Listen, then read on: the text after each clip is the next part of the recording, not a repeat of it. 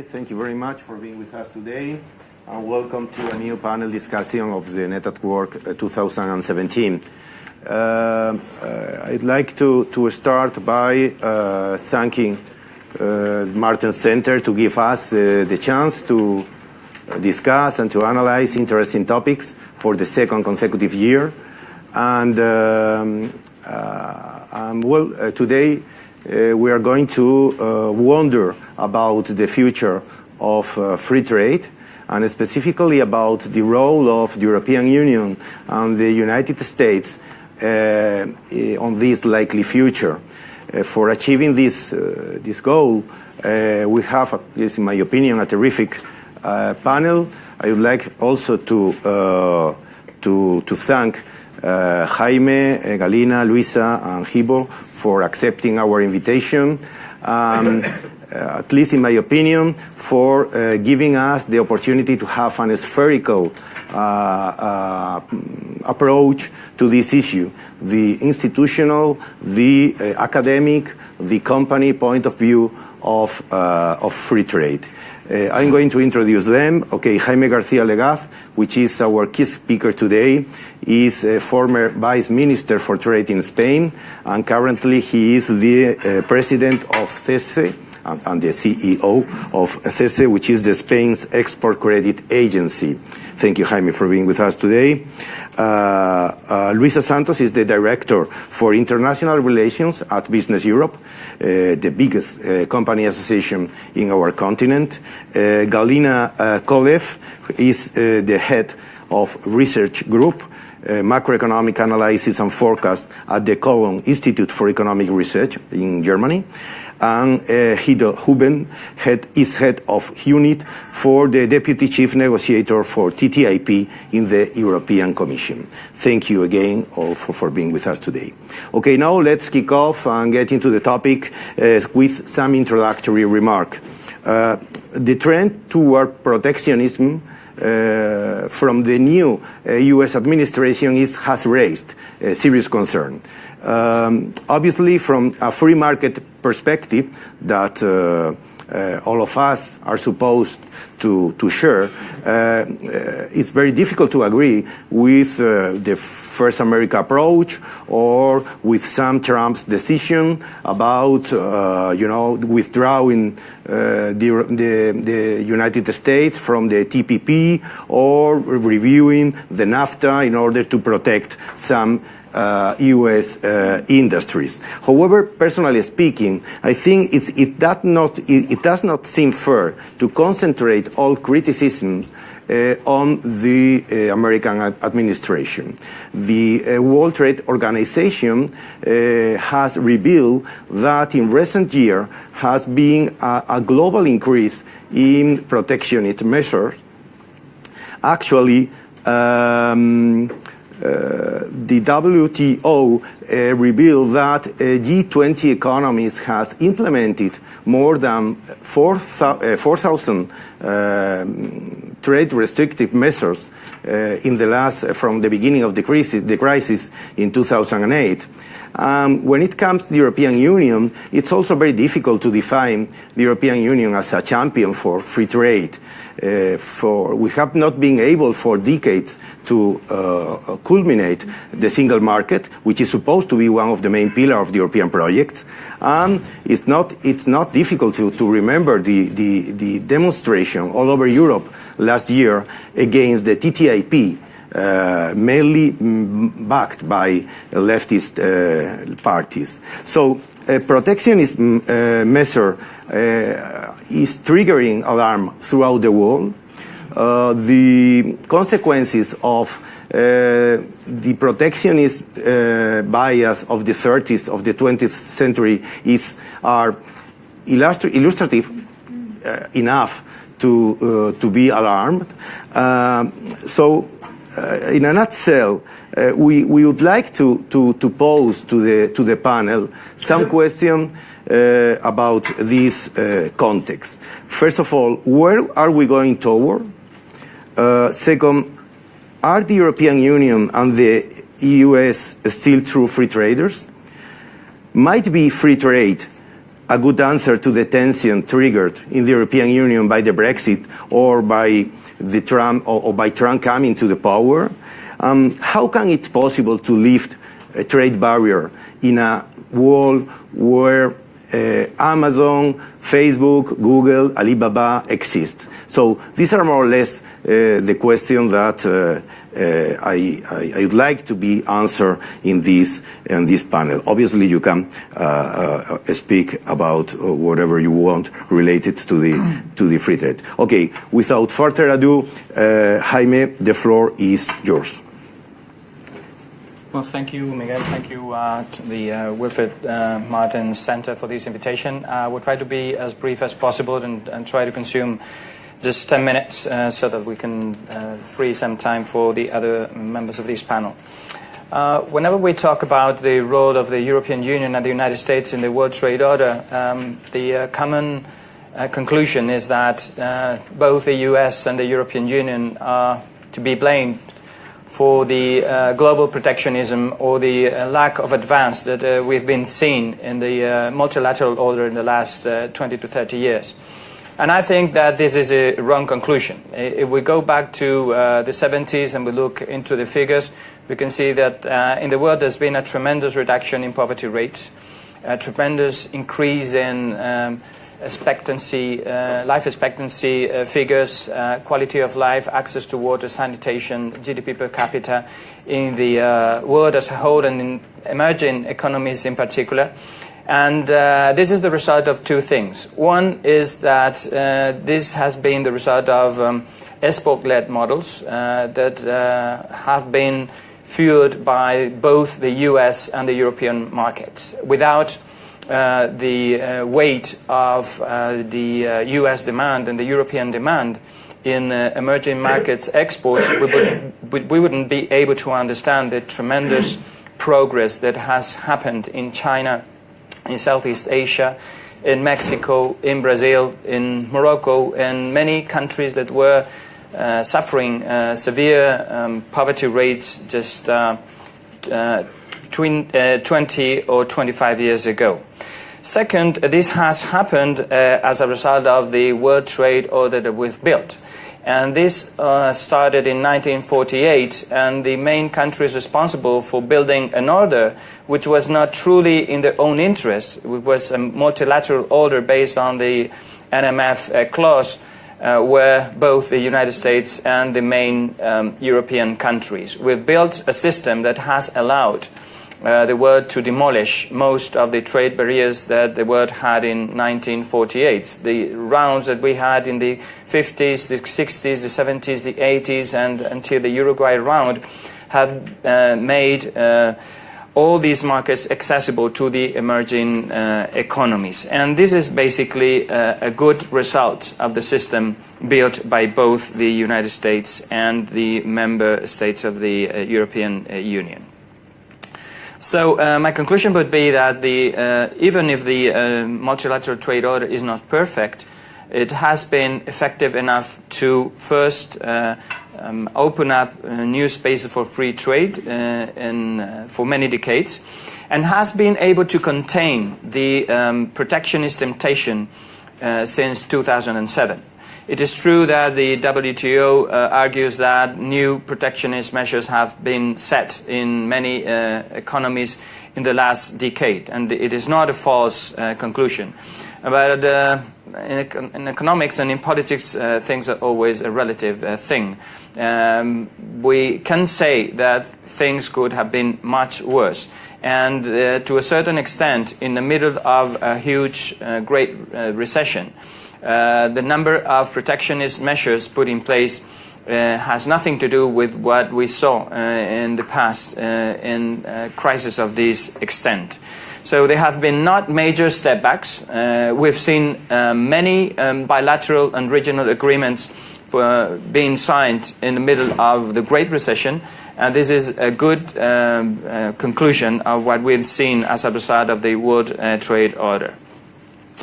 The bad part of it is that we have not been able to make a major progress in the multilateral trade order since the Uruguay round. And this is undoubtedly bad news for the world economy. The discussion here is whether the US and the European Union are to be blamed for the unsuccessful results of the Doha round and the poor results of the Bali package and the Nairobi ministerial conference. My view is that the main responsibilities of these unsuccessful results are not to be put on the side of the US and the European Union. Basically, we've seen a lot of emerging economies, a lot of large nations that are not interested in developing free trade in the way we conceive it. The BRIC bloc has played a very active role in trying to, let's say, build a world trade order which is very different to the one we see now. We see that the real problem there is that we continue to see old-fashioned trade policies in the head of many emerging economies, and this is at the root of the unsuccessful results of the multilateral rounds. So in this context, the result has been that what the WTO, let's say the GATT order was supposed to avoid, has happened in a very large scale in the last decade or so. We have seen the US moving forward in pure bilateral free trade agreements. Peru, Colombia, NAFTA was happened a long time ago, and the TPP, which was supposed to be ratified in 2016.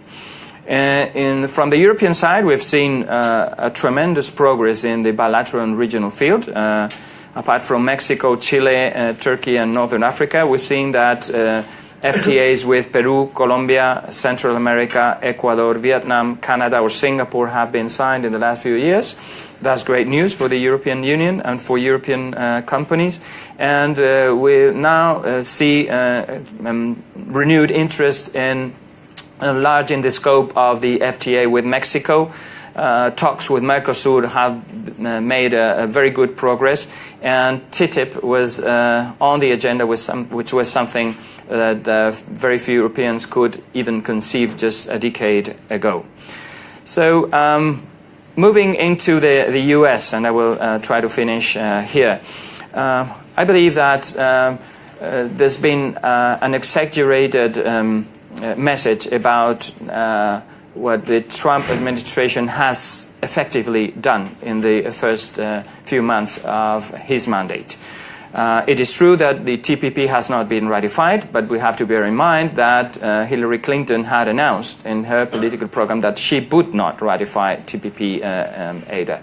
So there was not a problem of Trump, there was a problem of both candidates in the US election. It is a deeper problem that is happening in the United States, which is the effects of globalization which are not properly being interpreted. In the case of the European Union, I would say that even though we are fair traders, there's a lot to be done at present. We continue to be protectionist in agricultural markets, and this needs to be acknowledged. And the use of trade defense measures is sometimes a questionable matter.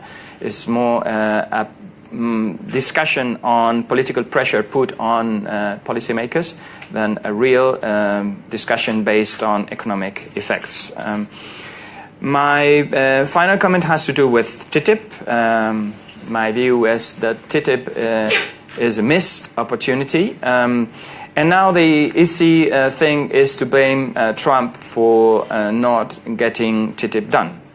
We must remind that the political support to TTIP has been very, very weak in Europe in the last few years.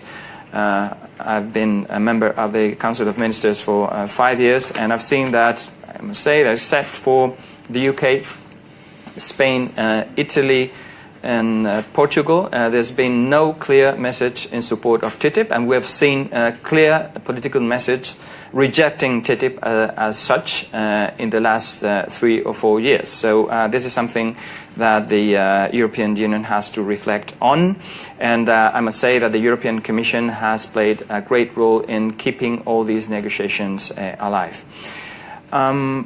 My view is that with regard to TTIP, a pragmatic approach is probably required. I don't see that there is a lot of room for TTIP to make progress in the years to come, but there is a slight opportunity for TTIP to survive if a pragmatic approach is put in place. The United States and the European Union would be ready to engage in bilateral agreements in certain industries that would prove that TTIP could happen. I'm talking about the automotive industry, I'm talking about the pharmaceutical industry. These are areas in which we face major regulatory barriers, and this is the core of the problem in our transatlantic market. The final point has to do with the IT revolution. My view is that the European Union should be more concerned about what is happening outside trade policy than what is happening within the scope of trade policy. We have to reflect on whether the self-driven vehicle and all this revolution around the automotive industry is happening in the United States and it's not happening in Europe. We need to reflect on whether Facebook, Apple, Twitter, and so on are pure US companies and not European Union-based or developed companies. And this is something that needs some reflection, since technology is removing all these type of traditional trade barriers at exceptional speed. Thank you very much. Okay. Thank you, Jaime, for this fruitful intervention. I think I can, in a nutshell, we can say that things could be even or could be worse, especially taking into account the severe economic crisis that we have undergone since 2008. Okay, now, Luisa, the floor is yours. Thank you very much. I will maybe focus on some of the comments that Jaime in his introduction already presented to us, because I think they give us some food for thought. Is the EU and the US, or is the EU and the US the main responsible for protectionism and the protectionist wave? Well, one fact is that as leading trading partners for many years, the EU and the US have been the ones driving free trade, have been the ones pushing the multilateral system, have been also the ones that are the main responsible for the multilateral, once it's not delivering on the market access, to go and pursue other ways, including bilateral free trade agreements or plurilateral agreements. So we are at the driving seat. On the other end, and this is something Jaime pointed out, of course, we have also driven, and our demand in Europe and US as major markets worldwide and major developed economies, we have driven also the development in other countries, particularly the industrial development. And of course, we're also thinking about China, but also India, to a less extent, Brazil and Russia. But clearly, China has become an emerging economy, an emerging power. And right now, the question is, what will be the role of China in free trade in the future? Because now it's not only up to the EU and US, we have another partner in the room, another major trading and investment partner, and we all know that China is investing heavily in US and in EU. So it's also now up to China to start committing to the system, because until now, China has benefited from the system. The system has been very helpful to deliver development for China, economic development for China, but you cannot always be in the position that you take all the benefits and you don't assume any responsibility. So we are at an important stage where we need to see some of these countries, I'm talking China, but also India, but particularly China, we need to see these countries also having a leading role in what it comes to pushing for free trade. And it's true that China is now portraying itself as a promoter of free trade along with Europe and as in opposition to US. But of course they are doing a lot of talk, but they are not doing any action. So we need to make sure that they start really delivering on actions and that they start also improving the access to their market, and they also start committing, because what happened in Europe and in the US, and this is also one of the reasons why we have protectionist trends, is that we have an issue. We have some people that do not consider themselves benefiting from globalization. We need to respond to this, and we as companies as well have a role to do so. Of course, we can discuss, and Jaime also pointed out to this, we can discuss whether these people that are being left out, is this because of trade? Is this because of digitalization and the innovation in industry? But the reality is that we have people that are not benefiting from globalization. And these people are putting a huge pressure on politicians, and they are driving these movements against trade and against free trade and against globalization. Of course, we have a reality. We have global supply chains, so we cannot, from one day to the other, just shut our borders, because that will hurt us even more. But what we need to do, and I think in Europe we are starting to rethink a little bit, is how we can develop more inclusive policies. And this is not just the trade. The trade is one instrument. We need to open markets, because let's be clear, the EU market is open. Other markets are not. Most of other markets are not. So we need to rebalance the situation. But at the same time, without closing our market, we need to ensure that we have other policies that work together with trade. And this is a responsibility not only for the EU Commission, but is a responsibility from the member states. Because, of course, a lot of these policies are not EU competence or not EU exclusive competence. So we need to work together to make sure that globalization works and that everyone feels that it is benefiting from trade and from economic development. So I would leave it here. I would not go into the US Trump, what he's doing and what he's not doing. I would leave that for later. But it's clear that even if concretely nothing has happened yet, there are a number of measures that are in the pipeline that could potentially have a very, very negative impact on EU trade and investment ties with the US, the border tax adjustment as a consequence of the tax reform, this executive order of revision of the trade deficits, and many other policies and measures that could potentially lead to a problem. So nothing at the moment yet, but we are, of course, very concerned about what comes in the coming months. Okay, thank you. Thank you very much, Luisa. I think we can summarize that Luisa sees some kind of responsibility in the European Union and the United States, given its role as a traditional driver in this free trade bias. She has introduced a very important issue, which is the role of China in this future of the the free trade all over the world. And obviously, as Jaime has said, the consequences of, or the bad consequences of globalization is influencing this debate seriously. Okay, thank you very much, Luisa. Galina, the floor is yours. I think you are going to make a presentation, okay? Yeah, thank you very much. Thank you very much for giving me the opportunity to be part of this very nice event to exchange views on the future of trade policy, the future of the European Union. I've brought some slides, but it is not that important. I can also explain the contents.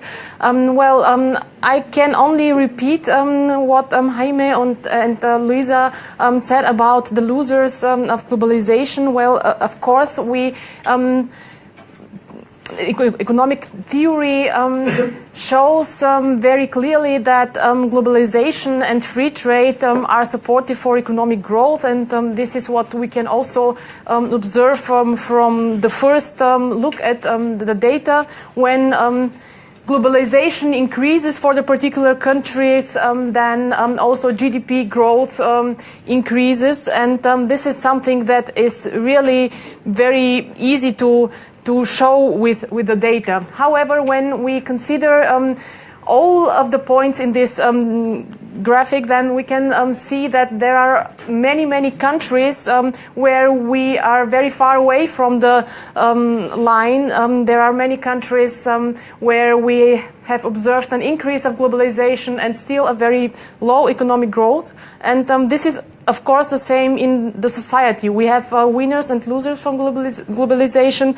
We have a total increase of welfare, and this is something that we should, of course, address. We should stress and we should explain to the broad public, because, all of the consumers in the Western society profit from lower product prices, but of course there is, for example, in the United States, the Rust Belt, where many people have lost their job, or where the job market is stagnating over the last several decades. So one very important challenge is, of course, to perceive a new approach of policy to address this particular problem. I would repeat the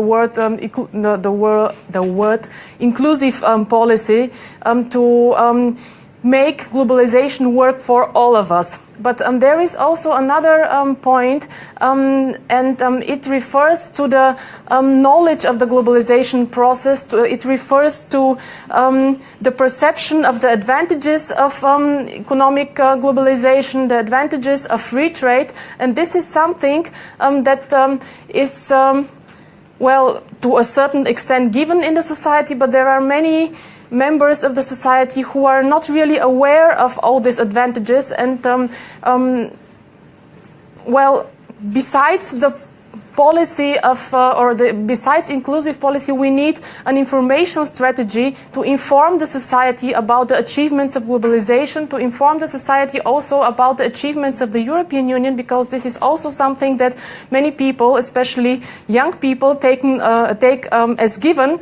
And there is knowledge missing about what are the achievements of the European Union and the achievements of free trade, the achievements of the globalization. And when this knowledge is missing, then we can really not expect these people to support the process when they know the other side, when they get to know all the particular evidence about people losing their job along the Rust Belt, for example. So we need an information strategy that should support the process, the political process further. But we need also continuity in our in the political life regarding international policy, regarding trade policy, because this spreading trend of protectionism, of populism, needs an answer, and the right response,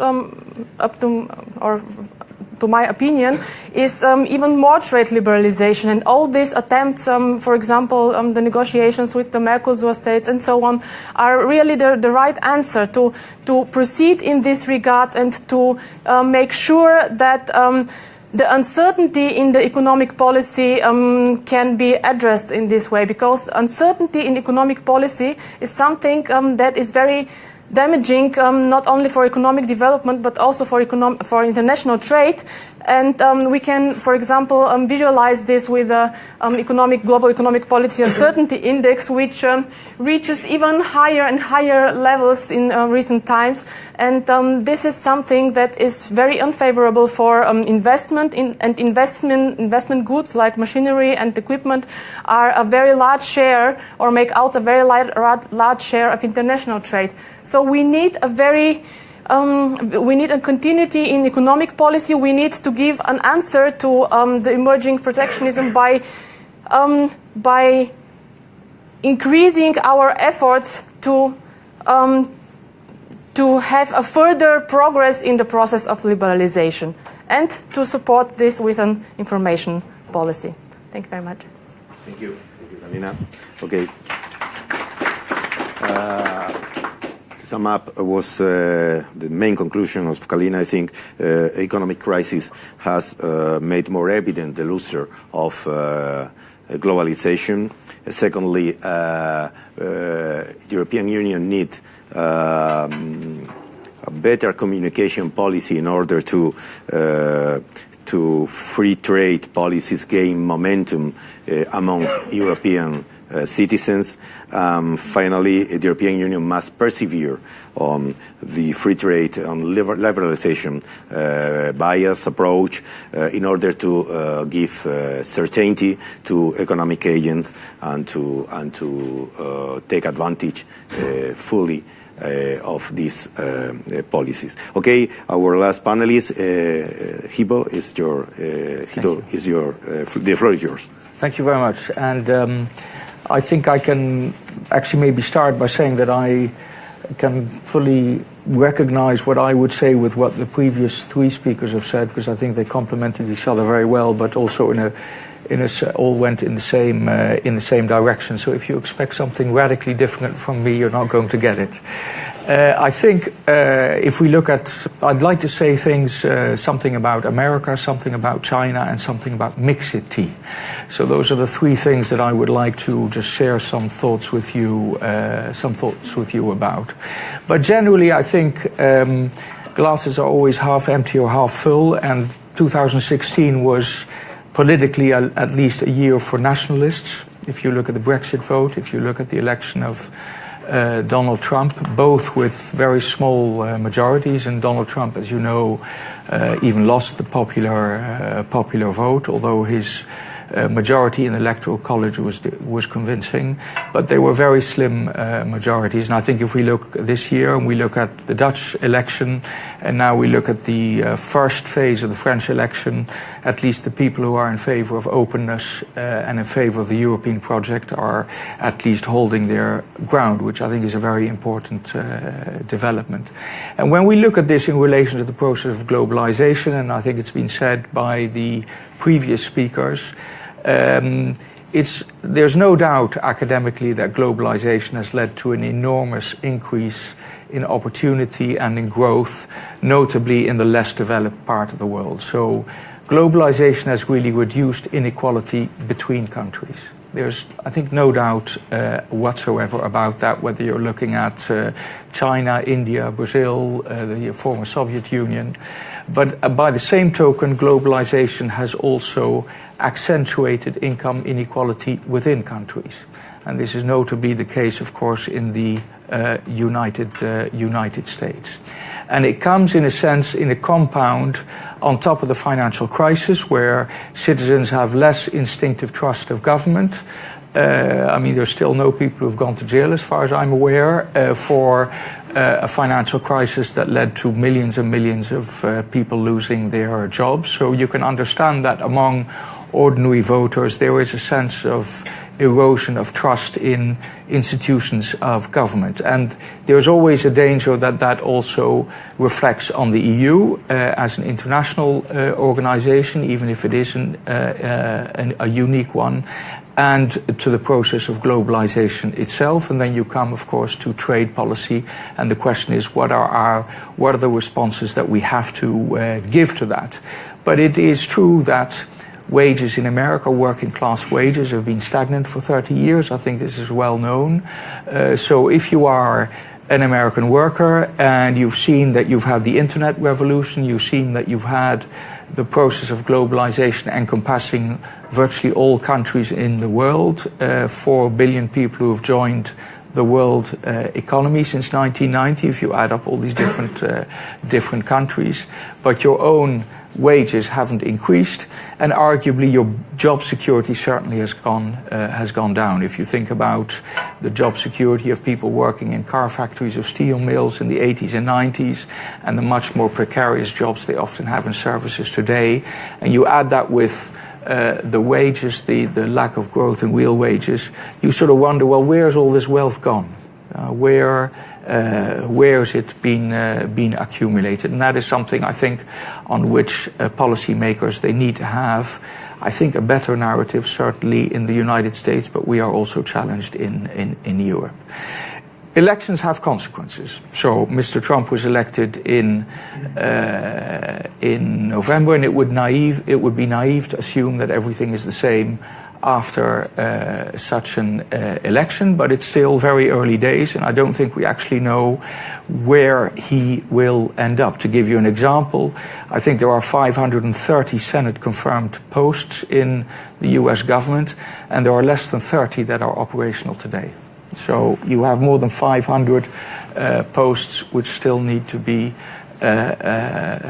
put in place, and that is why, of course, it's very difficult to actually gauge at this point in time what the policy will be of the Trump administration, apart from the very clear signal regarding the withdrawal from TPP. What I would say is that the accumulation of different signals is concerning. So it's not an individual executive order on trade deficits or an individual executive order on Buy America and Buy American, or an investigation on national security grounds into steel imports, or a tightening of the Jones Act in the maritime sector. And I can cite a number more of such examples.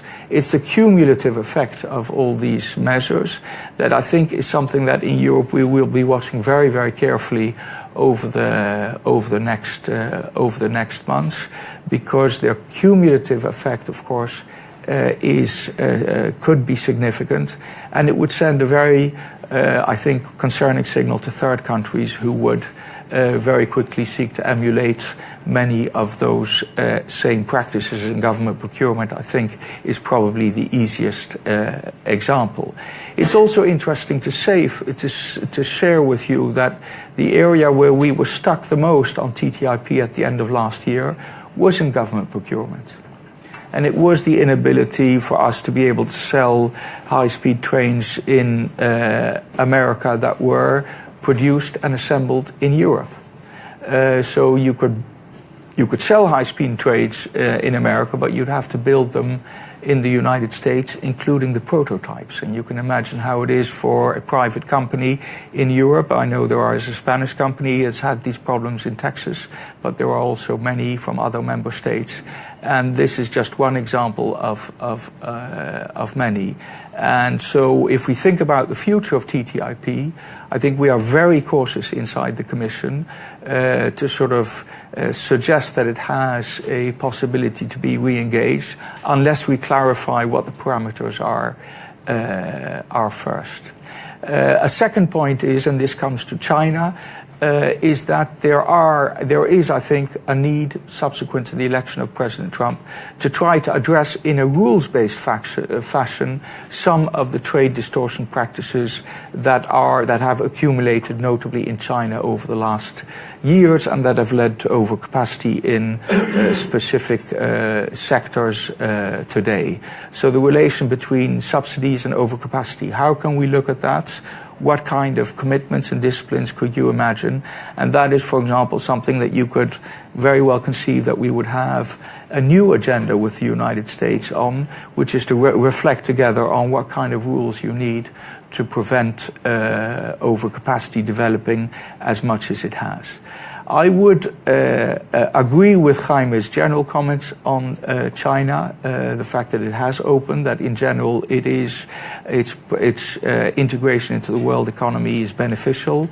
But I would say that I think there is more and more academic evidence today that there was huge currency manipulation between 2005 and 2012, several percentage points of GDP. You don't amass $4 trillion of foreign exchange earnings in 7 years unless, this is a policy. And I think that if we look at, say, the fact that there is virtually no foreign presence in the financial sector in China, I think it's still below 3%. All foreign financial companies together have less than 3% market share in China. If you look at significant still very high protection in areas like motor vehicles where you have a 25% import duty, and if you want to produce in China, you have to set up a joint venture, and your Chinese partner has to have 50% of the equity. So if you are Daimler or your BMW or you're any other European company and you want to sell in China, you can either sell over 25% tariff, which is extremely high, or you have this joint venture restriction. So we are looking, I think, at significant issues where I would argue we need to have much more collaboration between the EU and the US to develop a narrative that can convince the Chinese that it's in their best interest to reform and to engage in a new phase of reforms. And I would agree that since 2001, when China entered the WTO, it sort of felt, well, we've done what we had to join the organization.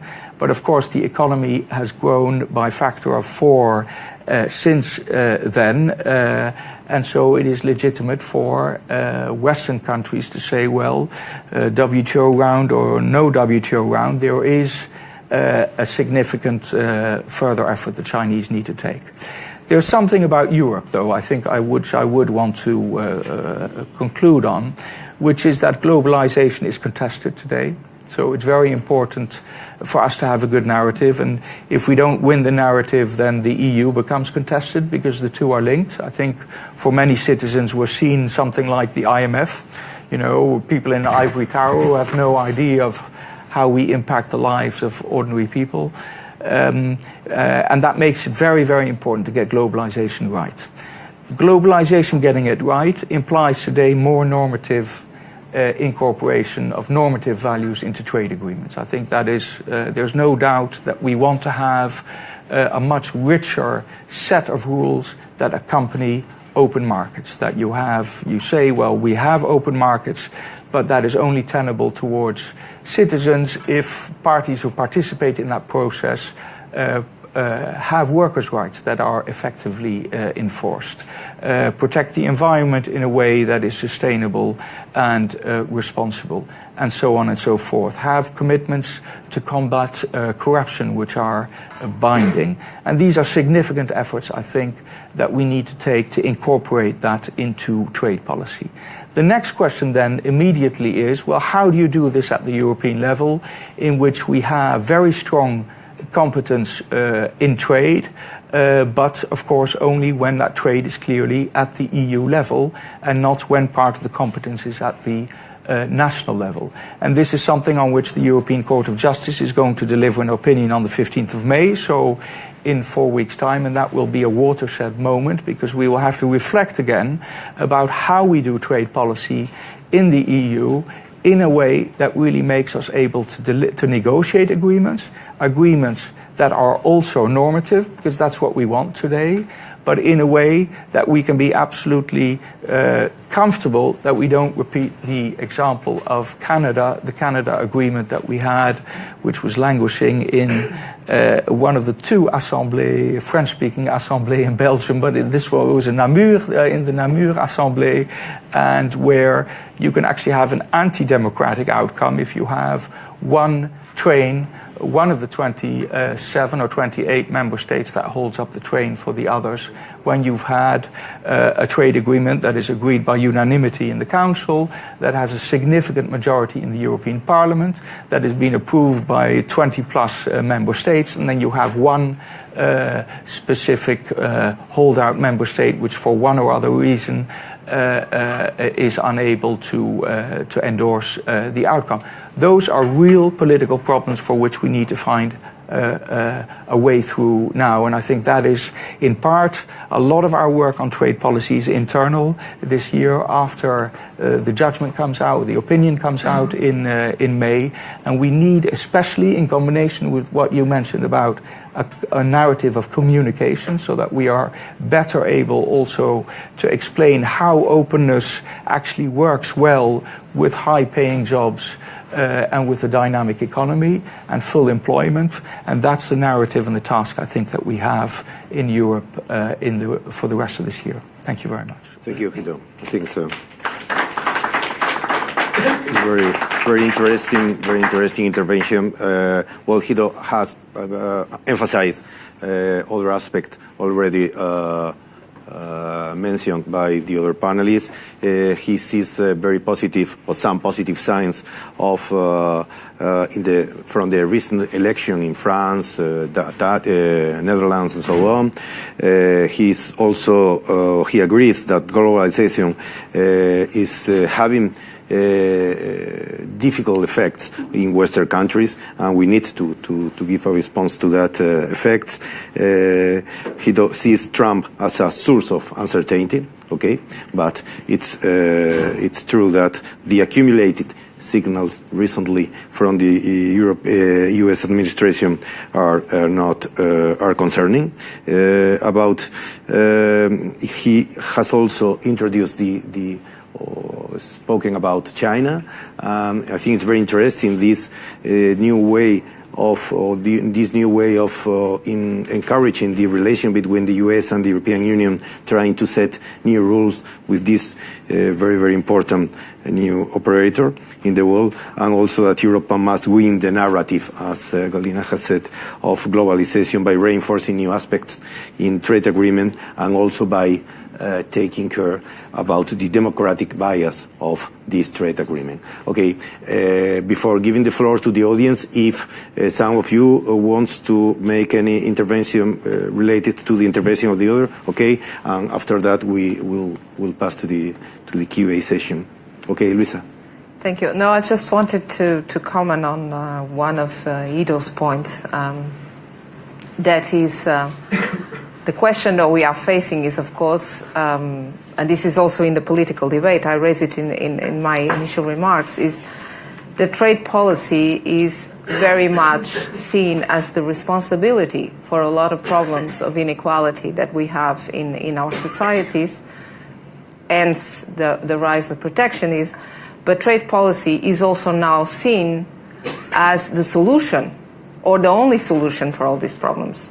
And this cannot be, in our view, the case. So we cannot now, to try to fix the problem, put all the burden on trade policy, and we are going to fix the problem through our trade agreements. And this is something that is highly concerning for the business community.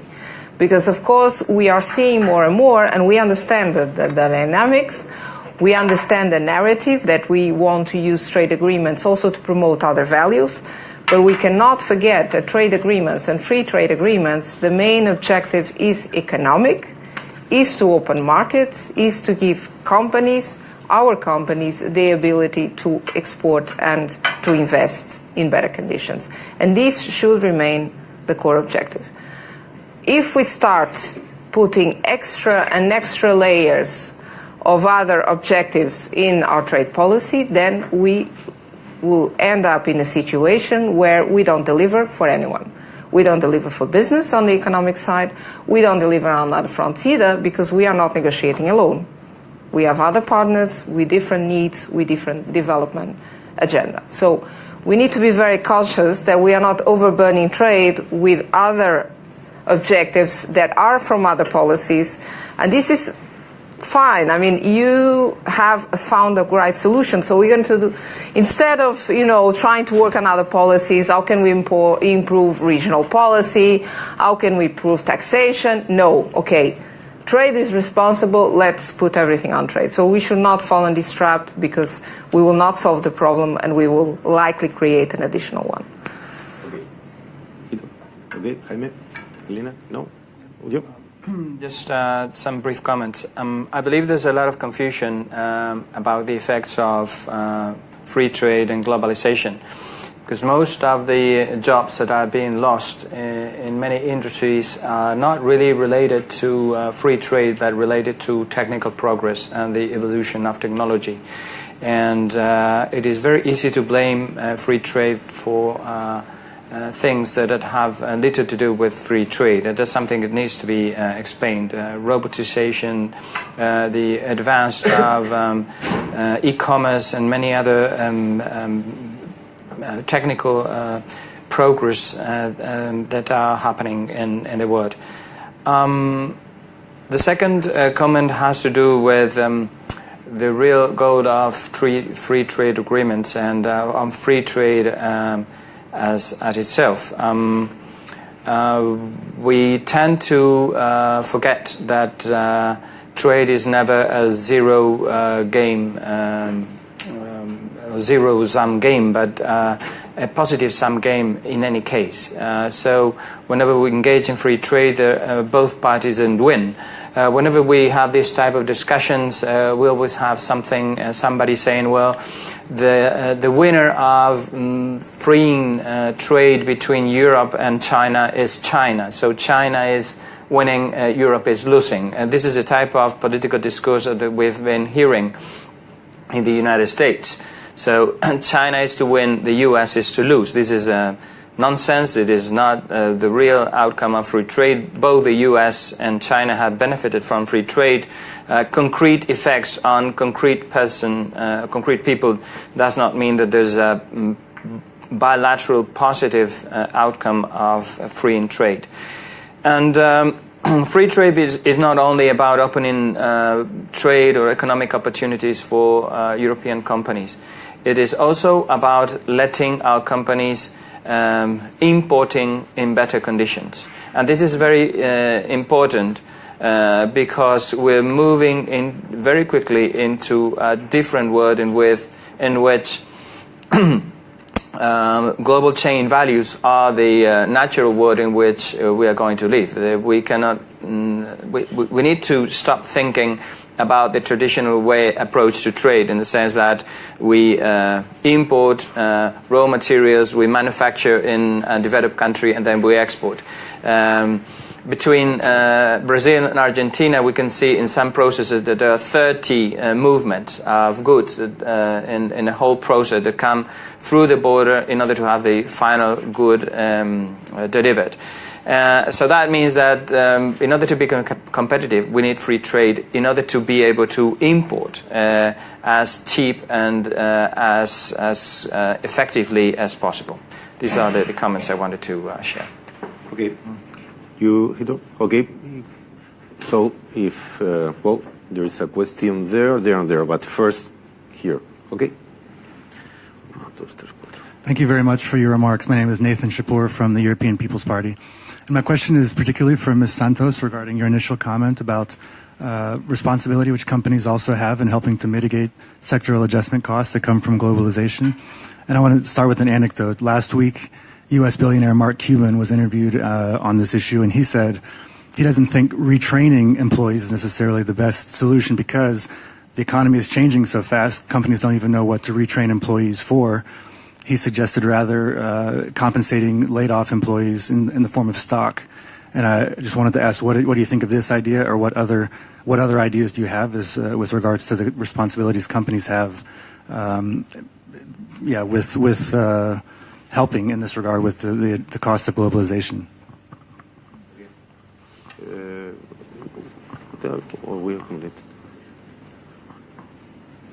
We are going to accumulate 2 or 3 questions. It's okay like that, José Luis? Very briefly, a comment. Okay. I think the whole debate on protection vis-à-vis, I am Stasinopoulos, formerly with the European Commission. The whole debate of protection vis-à-vis free trade, I think it may be useful to enlarge a little the context. No matter how much Donald Trump is going to implement some of his threats about protecting the American market, there is no doubt, of course, that Donald Trump is demonstrating a mistrust vis-à-vis the rules of the global trade as have been shaped by the West and by the United States more. So I think this is very critical. And if we could combine this with the China's and other emerging countries, that they feel they should have a greater role on the global, let's say, governance, I think this is a wider context which is a much more important to take into account and enlarging the debate in order to look for solutions. Thank you very much. I think there were a third question there. Otherwise, here is, and after that we can answer the Thank you, Paul van Dorp, former colleague of Guido. Your commissioner said a short while ago that TTIP seems to be in the deep freezer. I believe that she was in Washington at the beginning of this week. Can you share with us what the latest signals are? And one sub-question, if there is a perspective for launching the negotiations again, do you expect that regulatory cooperation will still be as prominent on the agenda as it used to be when the project was launched? Thank you. Okay, I think we can answer Guido. Okay, maybe I'll go first. On what companies can do, of course, companies cannot do everything. We have to be clear, companies are there to create value for the shareholders, but also to create new opportunities of investment and new investments that mean new jobs. So what companies can do is to try to work together with the regional communities and also the governments where they are to develop concrete policies that could help possible restructuring that might take place in the companies. Talking about development, what companies are more and more doing is that they are more and more conscious of the role that they have in the societies that they are. Of course, this role is bigger when we are talking about developing economies, where companies contribute a lot to create infrastructure, to create capacity building, to train people in the local communities.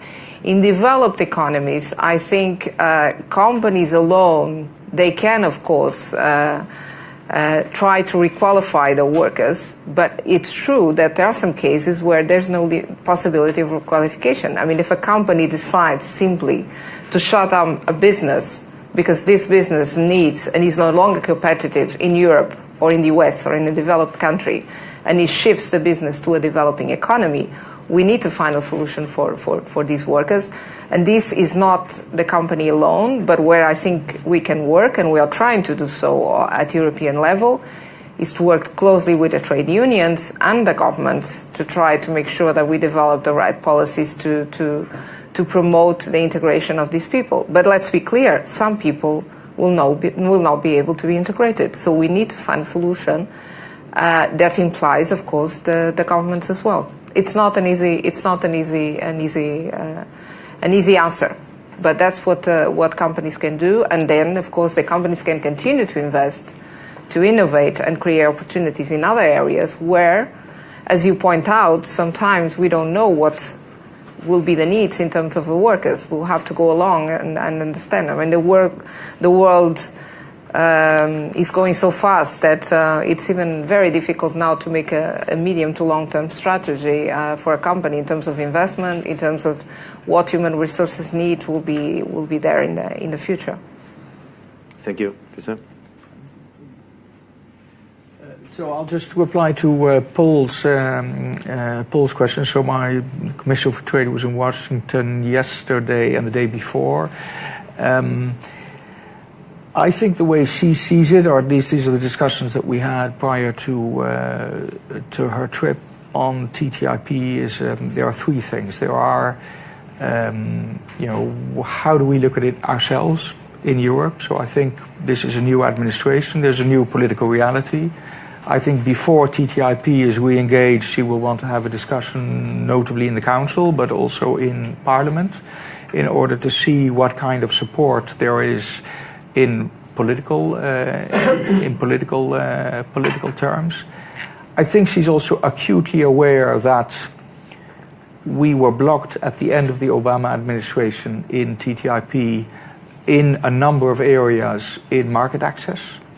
That's where trade negotiations always have the most difficult part. And it was not yet clear how we would overcome those differences at the end of last year. As I mentioned, some of these were in areas like Buy American, which have become more pronounced since Donald Trump has become president. So it is, I think, for us difficult at this point to see, how the different bits could come together on the existing platform of the Obama administration. So that is also something which we would need to discuss with member states in order to see how that would work. I think we very much feel in the Commission, we feel very convinced that it probably would not work politically to open the agricultural market to the extent that the Americans would expect in a concluded transatlantic agreement, unless there is something equally meaningful on the American side in which they do things that are also difficult politically in the United States. And I think we had identified a few services areas, some maritime services. We identified government procurement and geographic indications. Those were the sort of the holy trinity of the European Union at the end of last year. So we have to look, I think, to see whether those conditions can somehow be resolved, reconfigured in a way to make that work. Additionally, I think we also feel, again, to these points about rulemaking and the role of the EU and the US to lead on free trade, that we have to also try to incorporate a number of these issues relating to overcapacity in a normative way. What are the kind of rules that you would want to apply? And that requires preparatory work. So I think also on that account, we would need to do more, some internal work at least among ourselves in Europe before engaging with the US. Overall, also a very important factor is that there is no trade negotiating team in the US. The USTR has not yet been nominated by the Senate nor any of the deputies. And so we have to wait for that process to come together. Mr. Trump says he's not against free trade, but he is in favor of fair trade. And I think we have to find out what does that mean. And that is what we really need to work out between the different teams. Is that what was being negotiated in TTIP, or is it something different? And I think those different aspects all suggest, at least for us, that we want to be very, very cautious on TTIP because of the political ramifications in Europe and the demonstrations against TTIP last year, so that if we do decide that we want to re-engage, that we're confident that we can conclude it, that we're confident it's politically doable within a relatively short period of time. So all of this to me suggests, but of course I'm a public official, that the fonctionnaires need to prepare this, that there will be a process of preparation and of investigation, subsequent to which there would be a political discussion with member states and in the parliament. Maybe just one comment on, let's say, lost jobs and the way to cope with that. I believe that the temptation of many policymakers is to apply a status approach to that, in the sense that I need to help you as a person, I need to retrain you, and I need to help you so that you can go back to the labor market. This is becoming more and more difficult, and what we can see in most of the developed countries is that the role of the state, of government in just helping people in that particular field is very ineffective. We may start, or maybe we should start thinking about this problem in a different way. We need to bear in mind that probably the most effective way to cope with that is to reduce labor costs for those workers in a more horizontal way. I mean, there's a lot of economic theory that has been written around about that. It is not particularly related to trade-related lost jobs, but basically how to help unemployed people. And probably the most effective way is to reduce labor costs, social security taxes, and even to transfer money to the employer, so that the total cost of these people that go into unemployment can be reduced, and they are more attractive to the labor market than they can be otherwise. Any more questions? Okay, I'd like to introduce, perhaps to come to an end to this session. One final issue is from your different perspectives, academic, company, institutional, is there really an actual risk of having a protectionist rally like the one the world had in the 30s of the 20th century? Because when Trump came to power, this was the fear, no, the spreading out all the world, and which is which might be the influence of big operators, trade operators such as Amazon, Alibaba, and this kind of big companies now growing in this new setting. This could be a difference between this time in history and today. Which is your opinion, specifically, if this could be a good conclusion for this session? Alina? Thank you.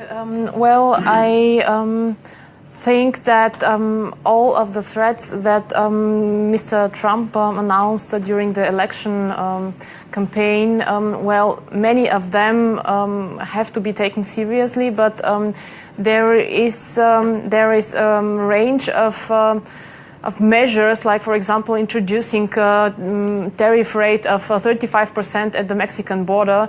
This is something that I think is part of his strategy. And I think that also the response of Hillary Clinton, that she would probably also not ratify TPP, was just a way to show that she also takes the concerns of the population seriously in this regard. But when we really think about the consequences of such a measure, then we would recognize that the ones who are going to bear the costs of such a measure are American enterprises who import intermediate goods, are the consumers who have to pay the higher consumer good prices, and so on. So the American economy, which is highly dependent on imports of consumer goods and intermediates, would going to be the main loser of such a measure. So I'm not sure if it is possible for him to reach a consensus in the Congress in this field. So, of course, I think that it is very important what Hido said, that we have to, the whole world has to find out what fair trade means for him. But it is something that is responsible for a very high degree of uncertainty. But I think that the time will show that such a measure is not really possible to implement. And we live in a world where not only Amazon and Alibaba and so on have changed the landscape of international trade. We live in a world where international trade takes place even along the value-added chain and even per mouse click, because when we think about for example, the new book of Richard Baldwin, where he put the new vision of international trade, where we do not really only trade with goods, but we trade with know-how and we transform it per mouse click, then we have a really new dimension, a really new situation in which tariffs are only or mainly going to hurt the consumer at the end. Thank you. Thank you very much. Luisa? I don't think we're going to have a trade war. Hopefully not, or not at least at world level. Because as Galina said, I mean, we are very much interconnected, and this is not because of digital or companies like Alibaba or Amazon that the e-commerce and the trade through internet is, of course, distracting borders in a sense, but it's also because we have very globalized supply chains also in industrial sectors. And this means that if you're creating additional barriers, you're putting in question business models that go across sectors, across industry, across services, and it has, including agriculture as well, because we also have agricultural products. So you are basically eating all your economy. So it's not in the interest of any economy to do this. On the other end, and this is a trend that we need to be very conscious of, is that we have increasingly in developed economies a trend that goes in the sense that we need to buy local, we need to produce local, we need to source local. Of course, for the moment, this is still an anecdotal trend, is still very limited, but it is increasing. And I think it's something that creates also opportunities, but also puts a bit of a pressure in this global model that we have today. It's an alternative model. It might increase in the coming future, because I think there is also a conscience of the consumer that a lot of this society that we have created is creating waste, is harming the environment, and is creating problems of unemployment. So you have to balance also the liberal, the globalized economy with this new economy that is emerging, and I think will gain ground in the future. Thank you. Luisa. Hito? I'd just like to thank the other panelists. Okay. A very brief comment. I think there's a very little or close to zero risk of having a global trade war.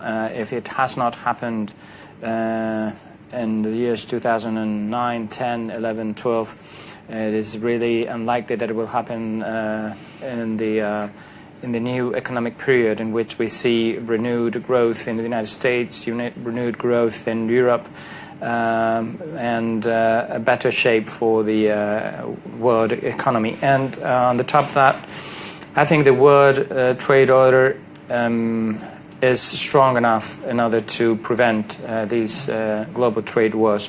I think it was a huge success to be able to build strong institutions that prevent these type of trade wars from happening. Okay.